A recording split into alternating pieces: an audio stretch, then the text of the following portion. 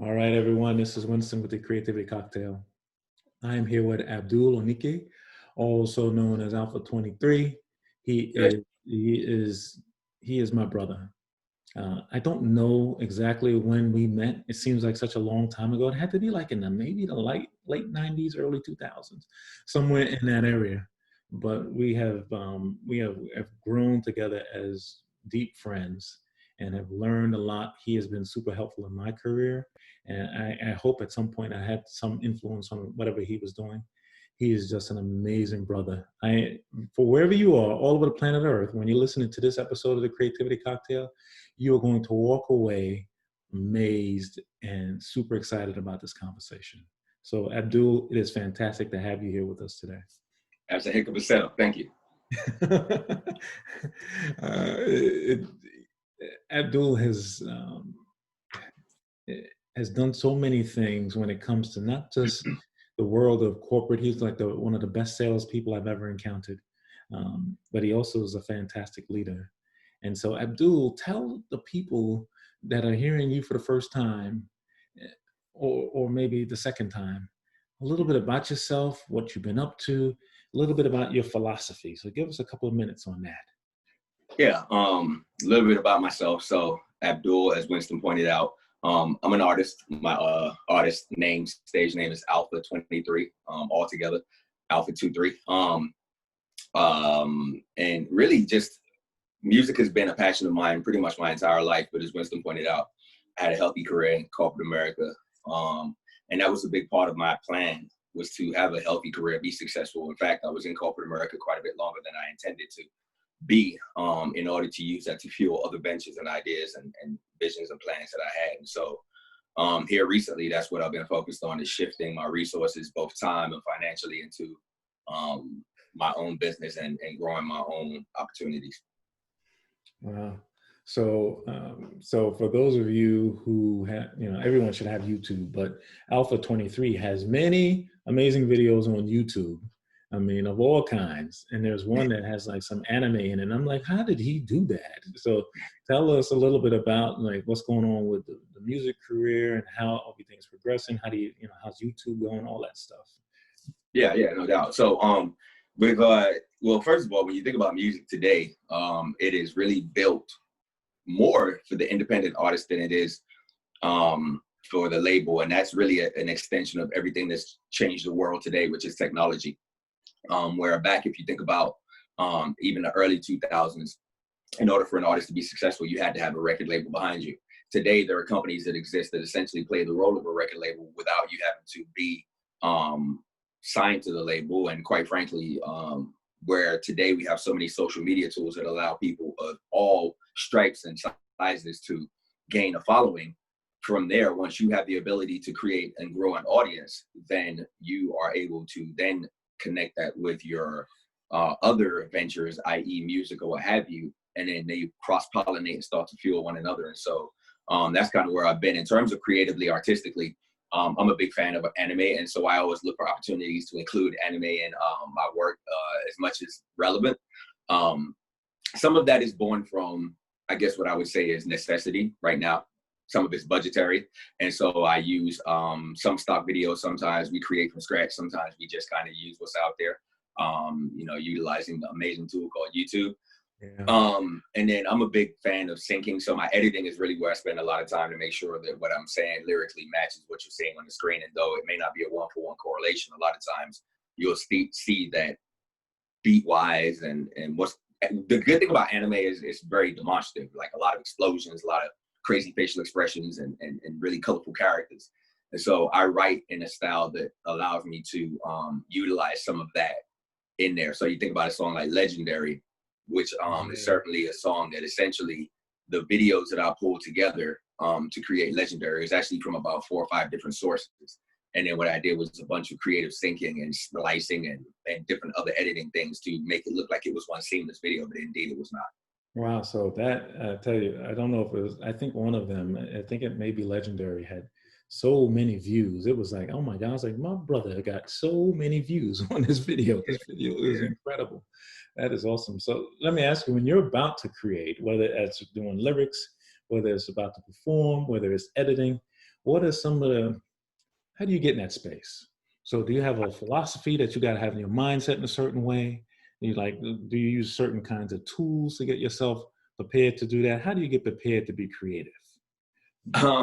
You know, it's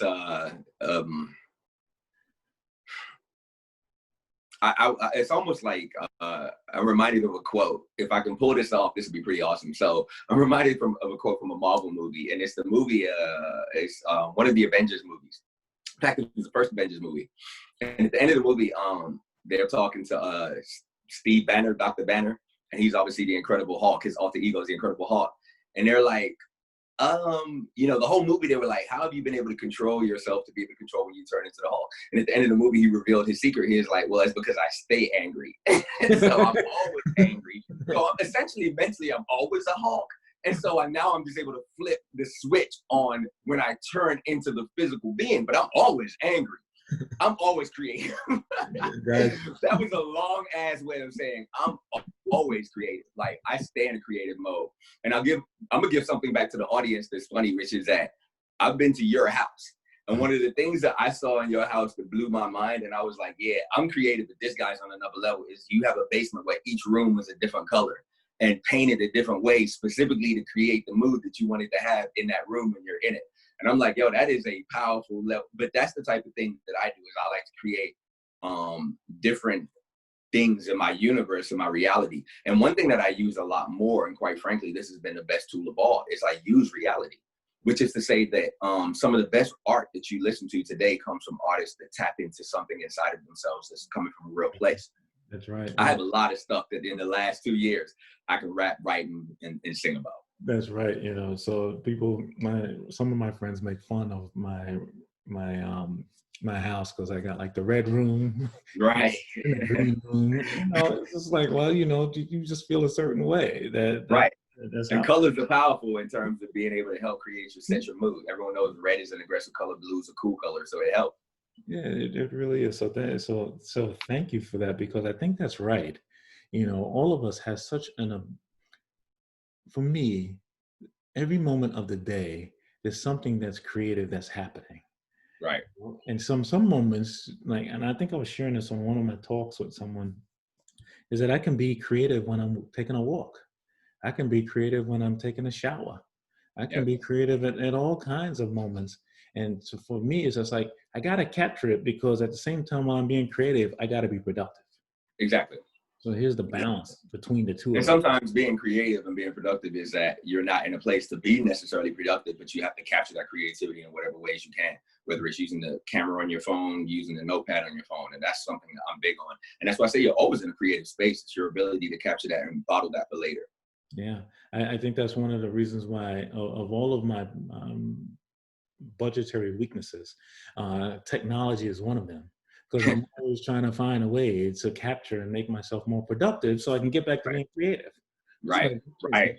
so And what it is that you're trying to essentially do you're trying to play games with the one resource that moves in a very simple pattern, and that's time. You got 24 hours of every day. How you spend it is how you spend it. And if you're trying to figure out how to move those 8 hours of your day that you're dedicating 9 hours to corporate America and compress those and use tools to still be able to be creative, that's where you have that juxtaposition that many people cannot play that balance, and they literally end up just giving up on their dream, because it's so hard to get 40 hours to corporate America and 40 hours to your dream. that's right. Or they will tell you that you have to supplant one or the other. And Exactly. sometimes that works. You know, sometimes people are just, you know, they'll grind and they'll get Yeah. to a certain point and they'll get to achieve one or the other. But Yeah. for me, it's always been like, you know, I like to be in these worlds. Yeah. I like to be able to provide for my family a Yeah. certain amount of stability, but at the Yeah. same time pursue the creative goals that I have. That's always Yeah. okay. And again, that's the power of technology, is that I know people who make beats on their cell phone, then essentially record those songs on that same phone, and then do videos using that same phone. Yeah. Isn't that There's amazing? videos out there that you watch on TV, like, oh, that's a great video. No parts of that was shot with an iPhone. Isn't that so amazing? I was listening recently. My family's from Jamaica. And so, you know, going through the pandemic, kids are all at home, including in Jamaica. And I was saying, and I was curious about this video because I was like, how are they going to like get their schoolwork and all that? Every kid in that video had a phone, and they were doing their classwork on their phone. So their teacher was sending. They didn't all have a computer, but they all had a phone. Yep. And so the teacher was sending them their classwork on it, and sometimes they'd have to write it and then respond all via their phone. Yep. Like, what a powerful creative thing that exists out there. Speaking of Jamaica, I saw one of the funniest videos in the world. If you haven't seen this video, and this is to the whole world, y'all have to see. I don't know what her official title is, but she's like a government official in Jamaica. And she was talking, this was just 2 days ago, about eating. And she was saying that basically you have to hear it because she said it obviously with the accent, but she was so Jamaican. She was like, listen, you got to eat bread. If you got bread, I said you got to have 2 weeks of supplies because of hurricanes. You got to have 2 weeks. You already know this. You got to have bread and crackers. You eat the bread. And if you have, so I was like, this is how Jamaica delivers the news. It's so awesome. It's so interesting how cultures are responding to the pandemic. Oh my God. I was watching one video, and this was in India, where it was like these guys who were like policemen, I guess, or like officials. They were walking down the street with like what's equivalent to like switches or batons, beating people. And they were just smacking people to get in the house. Beating people for being in public, exactly. I was like, what? And that's acceptable in their culture. Like if that happened in the United States, I'm telling you that it would happen for 5 minutes. It would not. India actually had a very bad incident. They were stoning doctors. They were stoning doctors to death because for some reason they felt like it was fake and that the doctors weren't getting sick and that they were using witchcraft or something crazy. But yeah, India's been a little bit. I've always said that the coronavirus is not the concern; it's the reaction. That's right. The fear is probably as powerful, if not more powerful, than the virus itself. Absolutely. One last video in India, about 6 months ago, I was watching a video about the pollution in India, and they probably want to have one of the more biggest pollution problems in the world. Yeah, them in China. Like in New Delhi, there was all these people that were dying from respiratory ailments because of the smoke and the pollution that existed. And it was like 8 months out of the year, you can't see the sun, like you can, for whatever reason, for all the controlled fires and the pollution that they were doing. Oh, wow. And then there was a most recent video that everyone in that same city was able to look outside and they were able to see outside and see clear sky as blue as possible. Yes, LA is the same way. In fact, they said that the animal population, the bird population is up in the country as a result of the reduction in smog and bad air in California alone.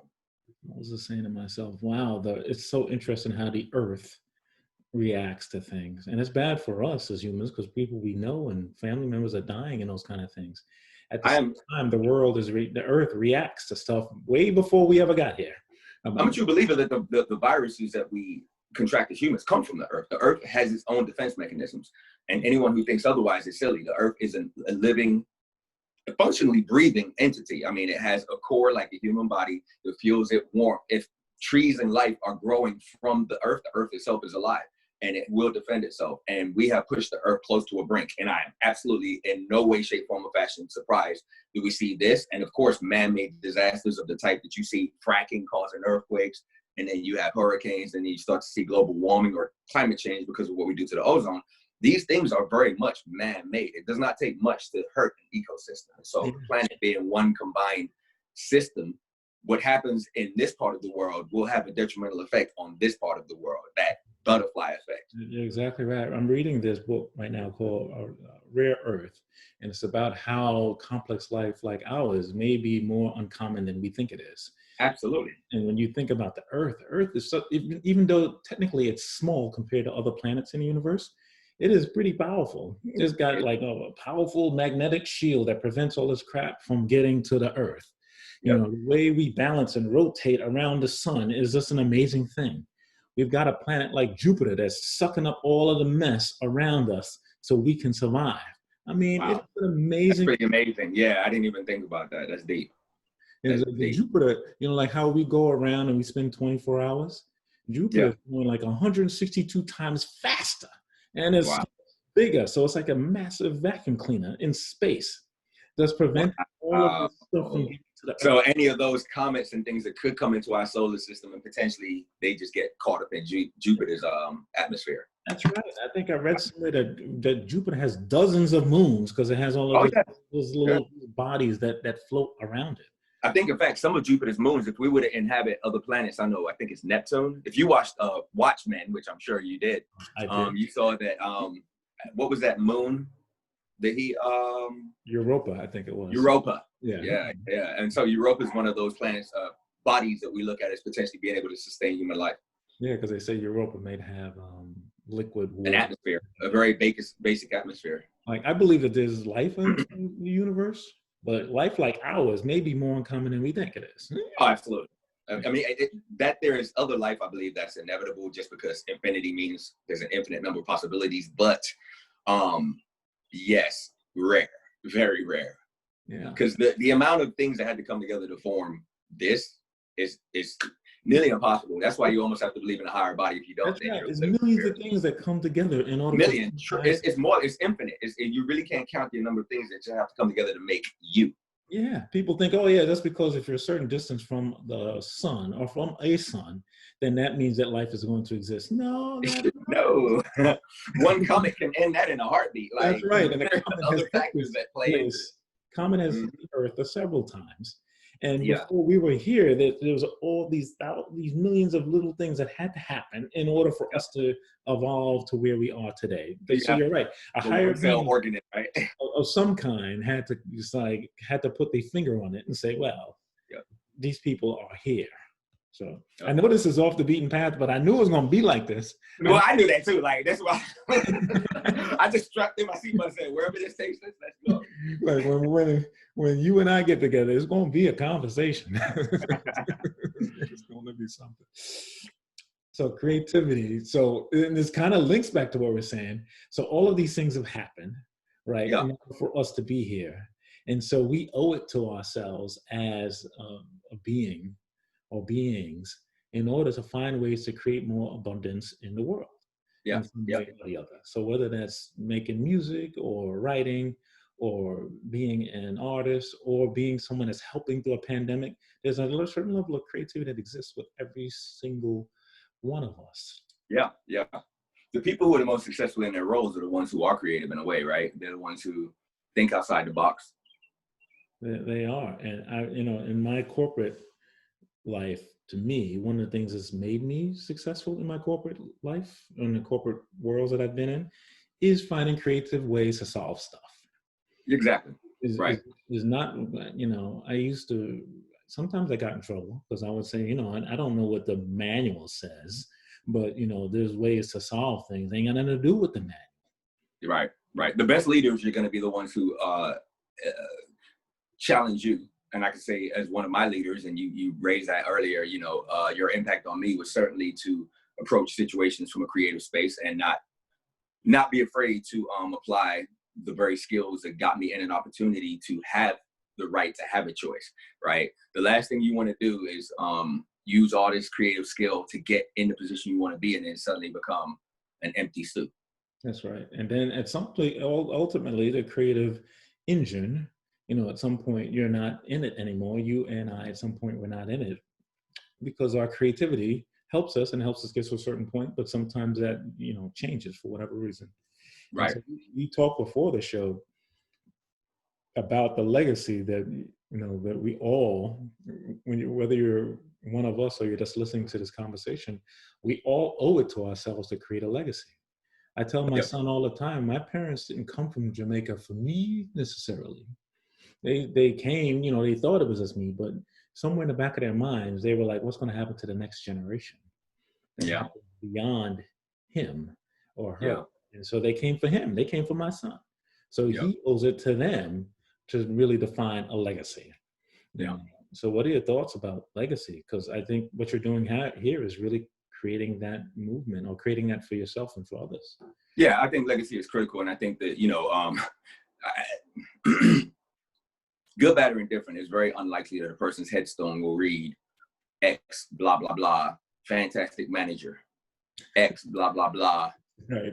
Scored 90 points plus on every corporate quarterly review, X, blah, blah, blah, drop the best QBRs we've ever seen yet. Like, that's not going to be anyone's eulogy. Like, you know, hey, Jeff, man, I'd never seen a meeting run by like Jeff. Like, that's never been the case. And so for me, at the point at which I started to stop and look at what was important, I realized that there were three things I love. Corporate America sales, investing in the stock market, and then music and artistry. And the interesting thing is I love them in reverse order from how I just named them. So they actually go music, artistry, number one, investing, stock market, number two, and then corporate America sales, number three. But the thing that was getting most of my time, and you touched on it when we were speaking, I think prior to the podcast, which is that you love being able to create wealth. And, you know, part of a legacy is being able to pass something on.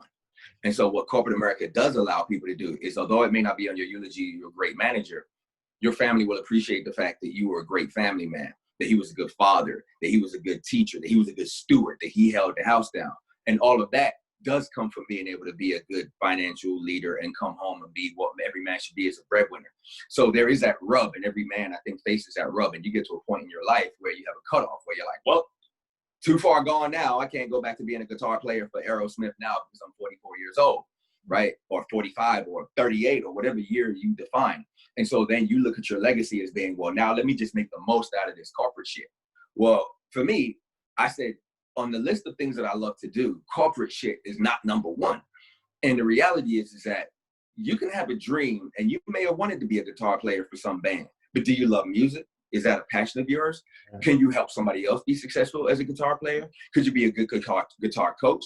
Does your dream have to be deferred because you can't live the dream that you define as being the perfect dream? Because there's no telling that you would have achieved that dream even if you had thrown it all to the wind and said, F corporate America, I'm going to go out here and go on the road and be a roadie. So in my mind, actually, one, for wise people, fuels the other. Now, of course, to your point, there are people who get lucky early, and they may say, okay, I'm going to go I'm going to start this social media platform. And they become Mark Zuckerberg. Make no mistake about it. Millions of other people have created social media platforms, and they're Joe Blow, Jeff Johnson back in their basement trying something else. Like Mark Zuckerberg was the only one who tried social media. And many people failed, right? And what did those people go on and do? And what legacy did they create after failure? And for me, it's not even about the failure, because failure only exists when you quit. And so for me, the thing that really put me in this space now where I'm really going for my dream and my vision and adjusting the vision to fit today's reality is that more people were supportive of my vision than I was when I had it. When I first said, hey, I'm gonna start doing this music thing. And I said it and I started doing it. And then I started presenting it to people, but I did it as like a, hey, ha, ha, ha, this is me doing music as a joke. They're like, nah, you should roll like this. You got something here. That's right. And that was, it opens you up to so many and people. that really opened me up. And so getting back to the question of legacy, music is something that once you put it on Spotify, Apple, you name it, it should literally be there forever as long as you paid the right package with your distribution company. Mm-hmm. And so with that said, creating that legacy through the music and being able to put something, plant a stake in the ground and leave a message for generations to come is important to me. And what's equally important is now that I recognize that power and what that's looking like is tailoring that message so that it really does have impact and value for later on. Yeah, some of the things that you shared that I kind of picked up was around how important our relationships are throughout this time. You had to talk, you shared about the headstone and what the headstone would read. And I've always shared with people that when your days are done, or you're getting to the point where you're not going to be on this plane anymore, you don't think about that stuff. You don't think about like how much money you made. You don't think about whether you had the nicest phone or car or all that. All you think about is who you loved. Yep. And who was down for you, and who were you down for, and who did you help? That's all that's going on. Your mind is not going to reminisce on anything else. It's not. And you know, when you talked about those people who got down with you, when you said, you know, music is my path or the path I'm going to take, that's so cool. You know, I started writing a long time ago when I was younger, and then probably when I was in my latter 30s and my 40s or so, I started to really invest and go to classes and learn how to do that. You were like, when I had one of my very first readings, and I said, I want some friends to come to one of my very, very first readings at the Alliance. This got to be way over 10 years ago. I said, can you come through? And I you remember came that day. through. You were in my reading, dude. I was like, That was it was an awesome day for me, and that predated my own journey into embracing my creative side fully by what 5, 6, 7 years. So yeah. that just goes to show that, you know, what we're talking about today for me is a new journey. This is one that you really started forging that path a long time ago. Yeah, I appreciate that. And one of the reasons why we call our organization the Rising Tides Charity is that we believe that when we're doing something that's You powerful, lift all boats. that's right. We're doing it all at the same time. Yep. It's better to sail to a destination when we can all lift each other up at the same time to get to that Yeah. destination. Yep. I've always had that philosophy too. You never want to be in a situation where one person is winning and other people are potentially could win, but they're losing. Or, you know, I think that everyone has to pitch in, and that's been for me one of the most focal areas is finding people to be willing to support the vision. And I tell you, it's probably one of the hardest parts. Yeah. Even from a not just from a emotional support, but actual functional business perspective. There are so many roadblocks, pitfalls, potholes, you know, speed bumps and barriers on the journey to success. And, you know, you find that 8 out of 10 of those are people. That's right. And you know, one of the things you really learn is your own personal capacity. Yeah. Stuff, you know, and whereas in the past you might say, well, you know, this is the path, the predestined path for something, or path for something. When you are deciding to do something and someone says, you shouldn't, or you shouldn't do this, or you shouldn't do that, or this is how it works, and you still go forward, you learn a lot about yourself. Learn a lot about yourself. It reminds me of Dave Chappelle. I'm not sure if you saw it. It was actually his Christmas special from maybe a year or two ago. And I'll try to keep this as PG as possible. But you know, where do you rank it? So, like, do we get to the R ratings on your podcast? You know, because I'll drop an F-bomb in a heartbeat. But listen, so he I've never thought about that actually, but you know, people have said what they got to say. So listen, you're dealing with creatives, man. You never know. So, but Dave Chappelle was talking about JK. Is it the comedian, the guy who got in trouble for essentially he was masturbating in front of females? But it was CK Lewis. Yeah, I remember him. Yeah. So he got in trouble during that whole Me Too movement. But he said, Dave Chappelle said something so powerful in that joke. And what makes Dave Chappelle so genius and funny is that every joke he tells is a hard truth about life. Yeah. And you may have to sometimes uncover that truth. Sometimes it's laid bare. In this case, he laid it bare. And this was a story. And this is about really gets to the heart of what trips up a lot of people on their journey to success. So CK Lewis was found guilty of and admitted to masturbating in front of women. He was never found to have been like rapey, like Weinstein or anything crazy, but of course he was overstepping boundaries. But there was one particular story that Dave Chappelle told about a lady who, she was a fellow comedian, and I think that she had actually interacted with Dave Chappelle in addition to she met CK Lewis. And during one of her encounters with him back in his hotel room, he went into his normal tirade of activity and he did masturbate in front of her. Well, the point of the story was that after the fact, she said that that was it. That was a line that was drawn and she quit. She was like, I'm not doing comedy anymore after this. This is not boom, done. And it was amazing to me because Dave Chappelle came back and was like, hold on. Now, don't get me wrong. That is a terrible situation. But you had a dream that you allow somebody masturbating in front of you to kill? You let somebody else doing that kill your dream? And he used the following term that has become a philosophy I live by now. He's like, you had a shaky dream. That's right. And I tell people all the time, I don't do shaky. That's right. One of the things that's changed in my life is there's no one in my life that's shaky. I tell you, you've had to remove some people. I tell you, I hate to say it, but there's some members of my family even that when I'm doing stuff, shaky I don't tell them what's going on with that stuff. And then later on, they're like, oh yeah, I heard you had all these people come to a show or something you did. I was like, what's going on? I was like, dude, I can't have your energy affecting the energy of what we're trying to get going. It's not even a matter of being angry. It's not a matter of wanting to retaliate. It's simply you are now excommunicated. That's right. The energy, every energy that we're trying to do has to go in one direction. One direction. You said something super powerful. A lot of my philosophies have come from you. One of my favorites was throw your heart over over the wall and your body will follow. And when you're talking about being driven by a dream, that's what we're talking about. This woman was not willing to throw her heart or her body over the wall because of one man masturbating in a room. And don't get me wrong, again, it's a terrible situation, but the journey to success will have things that make that look almost like a dream.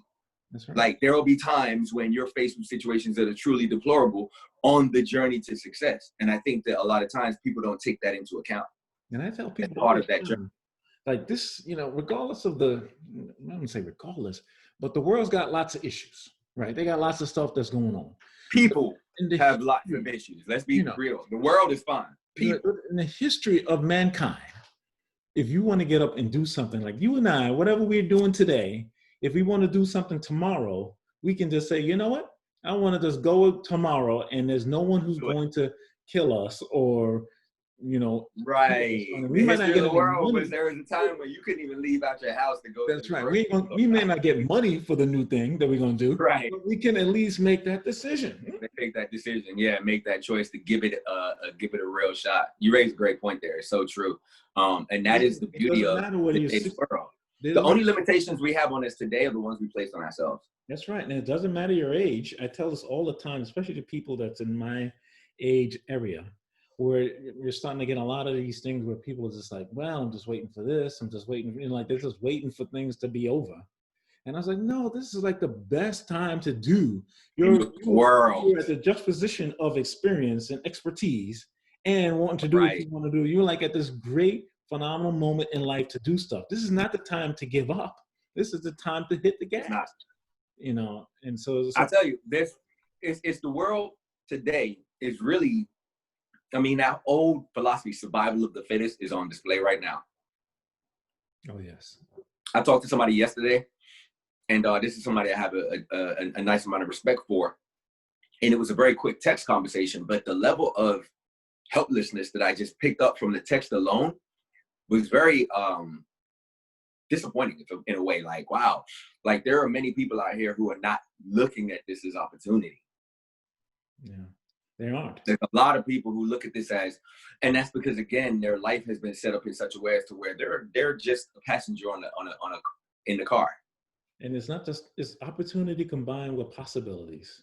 And possibilities, and that's the key, right? And the possibilities are what give human beings the capacity to continue to forge forward, because it's that infinite human hope, right? I've heard it said, the greatest human capacity, I think it's from the Matrix, the greatest human attribute is our infinite levels of hope.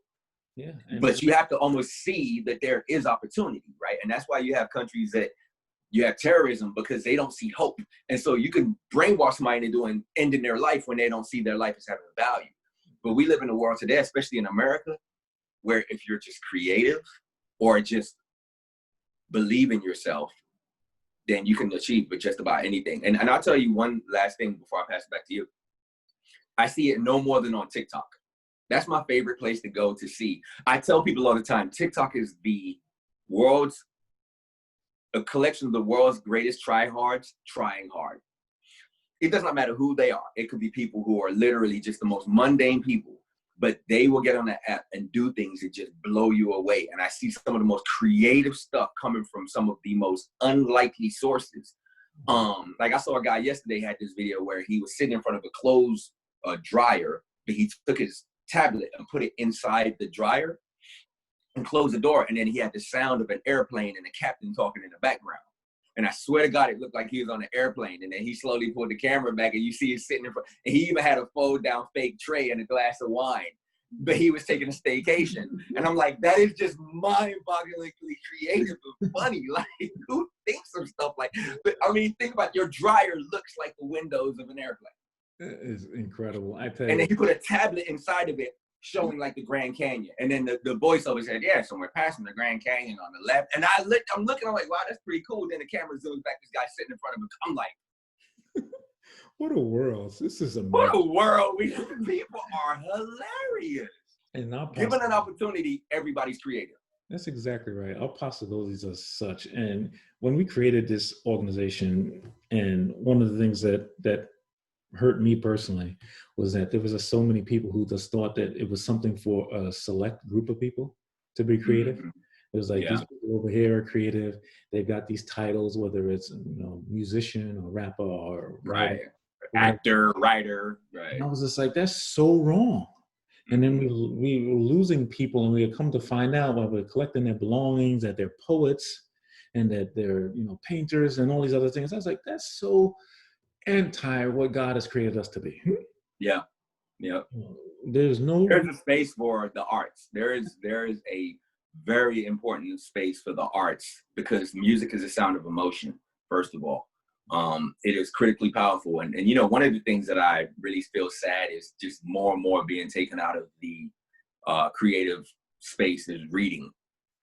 Yeah, reading is such a powerful thing. I always try to read. That's where you get imagination from, That's in right. my opinion. That's the birth of imagination is reading.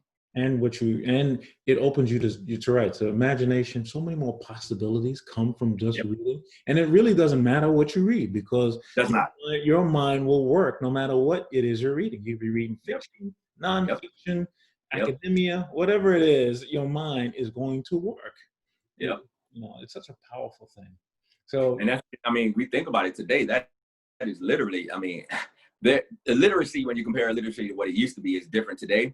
But there are so many illiterate people today, it's ridiculous. That Floyd Mayweather illiteracy, like you can be a millionaire, even a billionaire, and functionally be illiterate. is he officially illiterate? I've heard this. I don't think he's officially illiterate because I'm sure he's like taking effort to read. But he before was illiterate. That man could not read. Wow.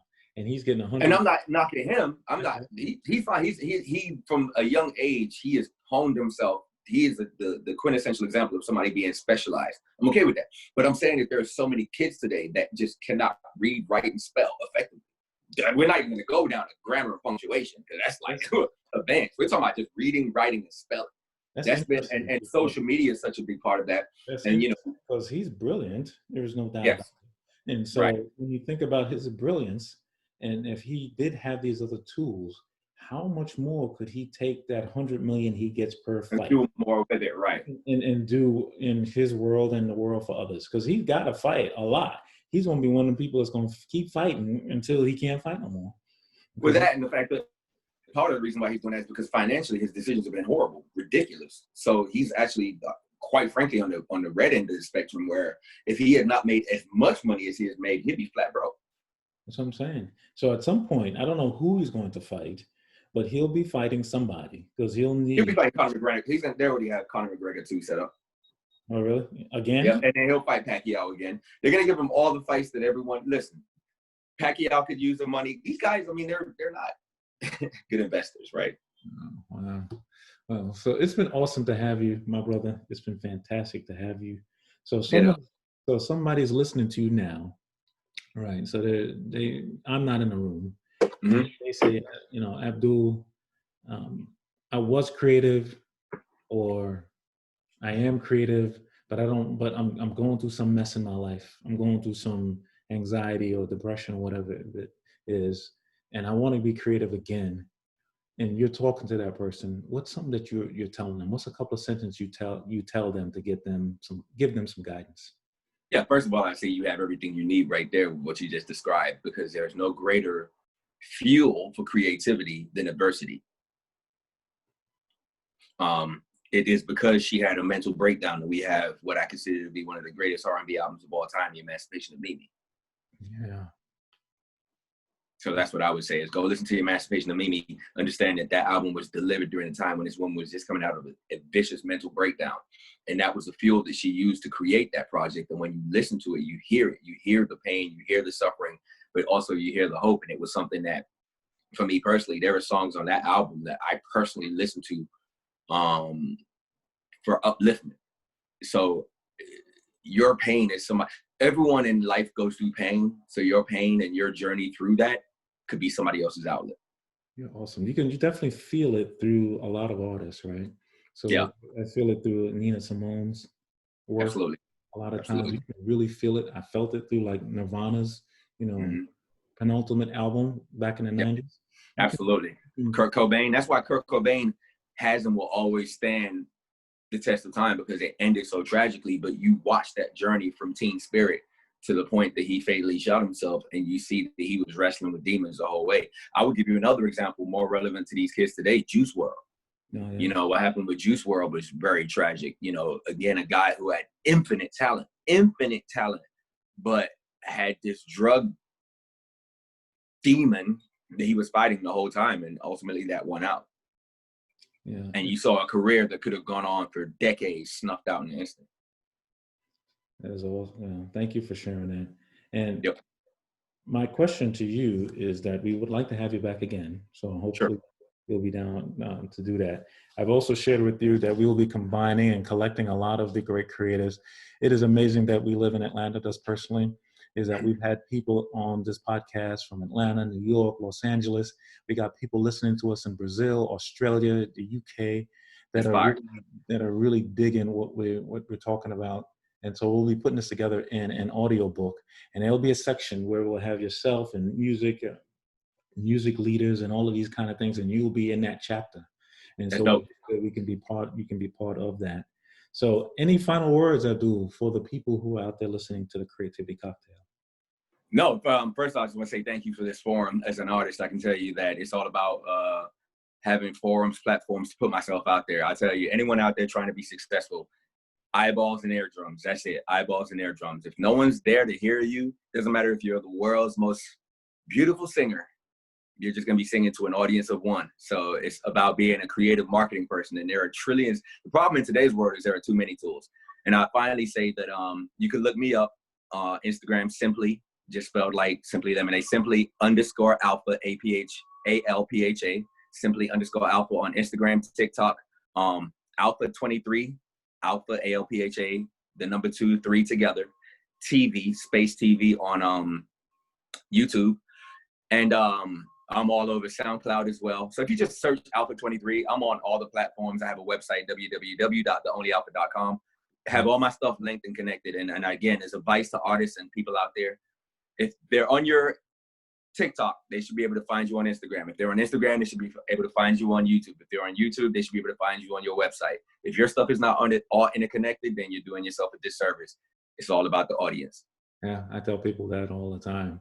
I'm linked to you on all of those with the exception of TikTok. So I'm gonna have to do that one and check that one. Yeah, check me out. TikTok, I'll tell you, TikTok is my favorite platform. And that's the one of all of my social media platforms is getting the most buzz. It's got my most followers. And quite frankly, I enjoy creating on there the most. Really? I love TikTok. It's not even close. In fact, it is the first social media platform I can say I thoroughly enjoy using. Wow. And I'm not a social media kind of guy. Yeah, I don't, because I know that I don't see you on some of them, but I see you on some others, so that's TikTok is the fastest growing platform. And again, it's what Vine used to be, accelerated by 100. Like if Vine had really had an opportunity to really stretch its legs, TikTok has taken that whole energy and really expanded on it in a great, great way. I remember Vine. I remember that one. Yeah. Oh my God. You saw some of the most creative things on Vine. And that's what TikTok has captured in an amazing way, is the ability to, in 15 to 60 seconds, really express yourself in an awesome way. I had my first 1 million view video here the other day, so that was pretty cool. It was a funny video, a voiceover video. On TikTok? Mm-hmm. It's at 1.1 million views right now. It was a funny animal voiceover video. With TikTok, what you don't want to do is overly promote yourself. Now, there are people on TikTok who are artists and they promote all of that, but when you're early in the stages of your career, obviously people have to gravitate towards you. And so you have to be gentle in how and TikTok is not a platform that you're just going to splash your, mixtape on and think people are going to fall in love with you. You got to be creative and continue to use a creative process to grow your success, even as a musician. Yeah, there's so many of those. What's the new one? Quibi, I think that's. Quibi, yeah. Quibi, that seems to be more like bite-sized TV. I'll check it out, but I don't see myself paying a monthly service fee for that. I think Meg Whitman may be behind that. And if so, I'm definitely not messing with it. Yeah, I think that they got to understand the viral nature of things. When you get the views, then you pay out and that kind of thing. I think they got to understand. Right. And then making sponsored content. Otherwise, it's going to be challenging. So it's been great to have Abdul. You as well. Thanks for allowing me to be here. So we really appreciate it. He will be back again. For all of those of you who are out there, make sure you check us out on risingtidescharity.org.